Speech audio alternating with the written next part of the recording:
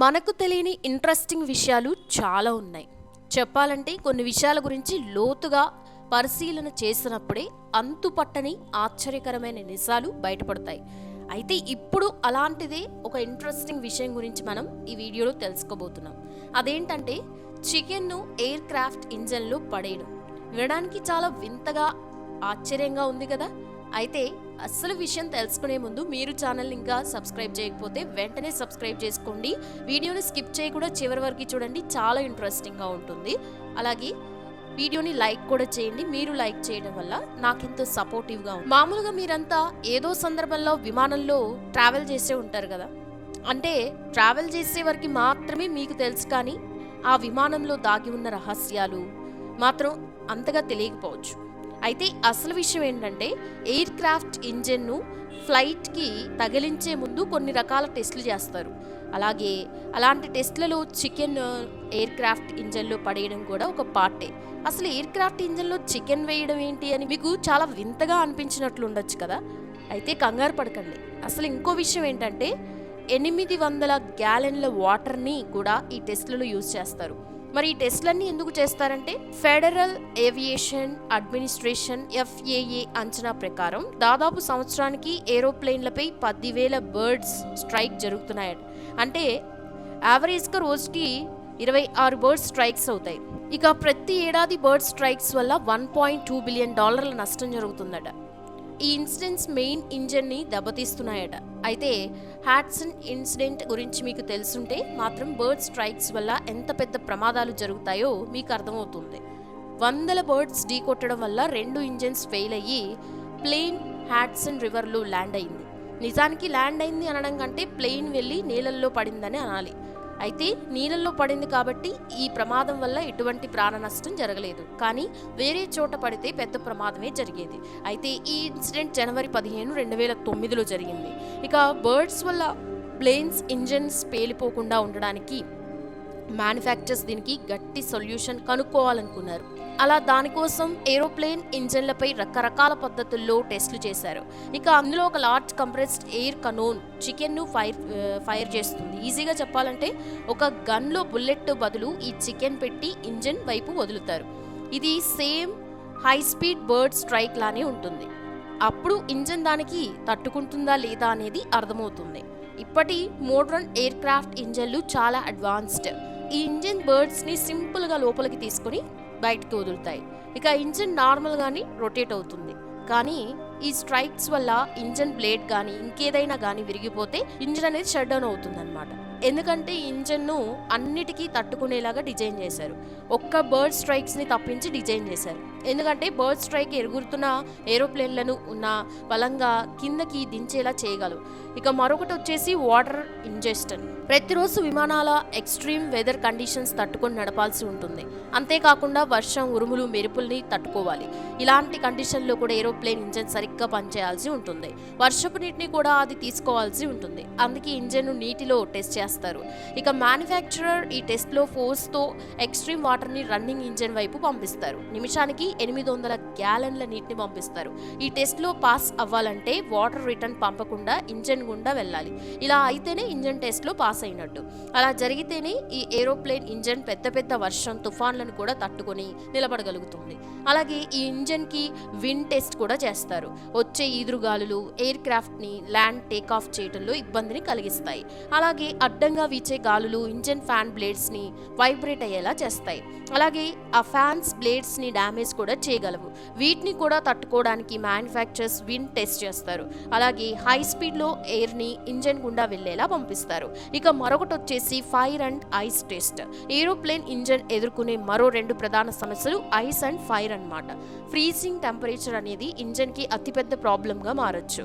ముఖ్యంగా ఎప్పుడంటే ఇంజన్ని ఈ కండిషన్లో టెస్ట్ చేయకపోతే ప్రాబ్లం వస్తుంది. అయితే ఇంజన్ను టెంపరేచర్ తక్కువగా ఉన్న ఎన్విరాన్మెంట్లో పెట్టి టెస్ట్ చేస్తారు. అలా ఒక రోజు కాదు, వారాల పాటు ఇంజన్ను మైనస్ టెంపరేచర్లో పెట్టి టెస్ట్ చేస్తారనమాట. ఈ ఇంజన్ను టెస్ట్ చేయడానికి మరో పద్ధతిని కూడా వాడతారు. అలాగే రన్నింగ్ ఇంజన్ వైపు ఐస్ను షూట్ చేస్తారు. గోలీ సైజులో ఉండే ఐస్ ముక్కలను ఇలా షూట్ చేస్తారనమాట. అలా ఆర్టిఫిషియల్ ఎయిర్ స్టోర్మ్ని సృష్టిస్తారు. అలా ఐస్ వల్ల ఇంజిన్ డ్యామేజ్ అవుతుందా లేదా, ఇంజిన్ ఐస్ని లోపలికి తీసుకొని బయటికి వదులుతుందా అని దీన్ని బట్టి మ్యానుఫ్యాక్చరర్స్ పరీక్షిస్తారనమాట.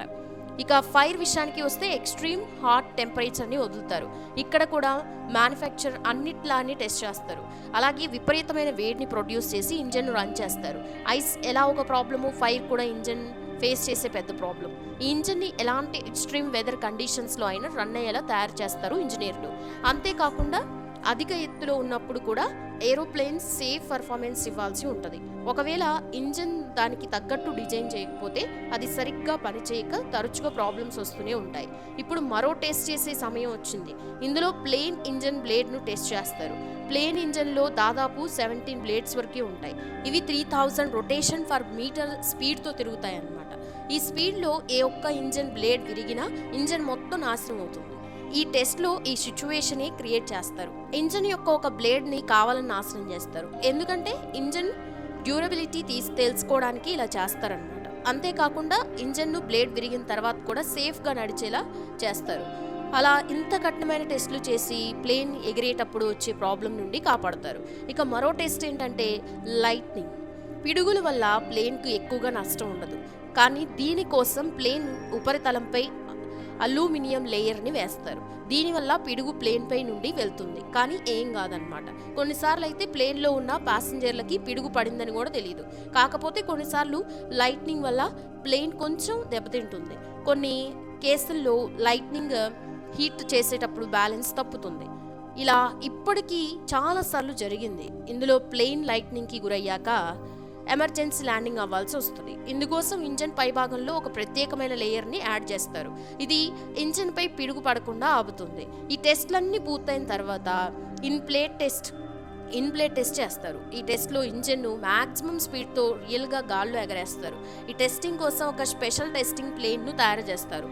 దీన్నే టెస్టింగ్ బెడ్ అంటారు.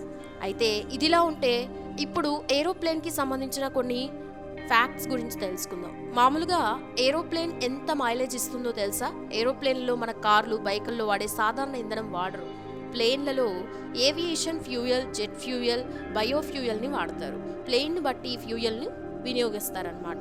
ఫర్ ఎగ్జాంపుల్ బోయింగ్ 747ని తీసుకున్నట్లయితే ప్రపంచం మొత్తంగా ఎక్కువగా వాడుతున్న విమానం ఇది. అలాగే అతిపెద్ద విమానాల్లో ఒకటి. ఈ విమానానికి ప్రపంచం మొత్తంగా ఒక స్పెషల్ గుర్తింపు ఉంది. బోయింగ్ 747 విమానం యొక్క సెకండ్లో 1 గ్యాలన్ అంటే 4 లీటర్ ఫ్యూయల్ని ఖర్చు చేస్తుంది. అంటే ట్రావెల్ టైం 10 అవర్స్ అయితే అందుకోసం 187,000 లీటర్ల ఫ్యూయల్ ఖర్చు అవుతుంది. దీని ప్రకారం బోయింగ్ 747 ఒక కిలోమీటర్ వెళ్తే 12 లీటర్ల ఫ్యూయల్ను తాగేస్తుంది. ఈ లెక్క ప్రకారం విమానం ఒక్క నిమిషం నడిస్తే 240 లీటర్ల ఫ్యూయల్ ఖర్చు అవుతుంది. బోయింగ్ 747 ప్లేన్ 900 km/h స్పీడ్తో వెళ్తుంది. అయితే ఫ్లైట్ ఎక్కిన తర్వాత ఏరోప్లేన్ మోడ్ ఆన్ చేయకపోతే ఏమవుతుంది? ప్లేన్లోకి ఎక్కిన తర్వాత మన మొబైల్ ఏరోప్లేన్ మోడ్, ఫ్లైట్ మోడ్లో చేయాలంటారు. అనే విషయం గురించి తెలుసుకున్నట్లయితే ప్లేన్ టేకాఫ్ అయినప్పుడు ఫ్లైట్కి కింద ఉన్న కంట్రోల్ టవర్ నుండి సిగ్నల్ అండ్ కమ్యూనికేషన్ అందుతుంది. రేడియో ఫ్రీక్వెన్సీ ఫామ్లో ఈ కమ్యూనికేషన్ జరుగుతుంది. పైలట్ హెడ్ ఫోన్స్ పెట్టుకుని ఇన్స్ట్రక్షన్ని ఫాలో అవుతారు. ఒకవేళ ఎవరి మొబైల్ అయినా ఆన్లో ఉంటే సిమ్ టవర్ను స్కాన్ చేస్తుంది. ఇది పైలట్కి టవర్కి మధ్య ఉన్న కనెక్షన్ని ఇంటర్ఫియర్ చేస్తుంది. టవర్ నుండి వచ్చే ఇన్స్ట్రక్షన్కి బదులు కిచ్ కిచ్ అని వినిపిస్తుందన్నమాట. ఇక పైలట్కి వెదర్ ఎలా ఉంది, ఫ్లైట్ను ల్యాండ్ చేయొచ్చా లేదా అనేది తెలియకుండా పోతుందన్నమాట. చూశారు కదా ఫ్లైట్ విషయంలో ఎన్ని టెస్ట్లు ఉంటాయనేది. మరి ఇందులో మీకు ఏమన్నా తెలుసా? తెలిస్తే కింద కామెంట్ సెక్షన్లో కామెంట్ చేయండి. ఈ వీడియో నచ్చితే కంపల్సరీగా లైక్ చేయండి, షేర్ చేయండి. ఇలాంటి ఇంట్రెస్టింగ్ వీడియోస్ కోసం ఛానల్ని సబ్స్క్రైబ్ చేయడం మర్చిపోవద్దు. మరో ఇంట్రెస్టింగ్ వీడియోతో నెక్స్ట్ మీ ముందు ఉంటాను. Thanks for watching this video.